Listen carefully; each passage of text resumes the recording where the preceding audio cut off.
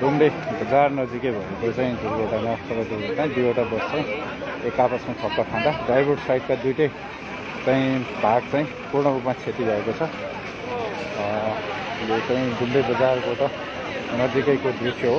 हामीले डुम्रे बजारको भन्दा अगाडि नयाँ पुल जाने बाटोमा देखाइरहेका छौँ। यो घटना केही समय अगाडि घटेको भन्ने छ। यहाँ चाहिँ अब ठुलो दुर्घटना भएकोले अब यो देख्न सकिन्छ ठुलो दुर्घटना।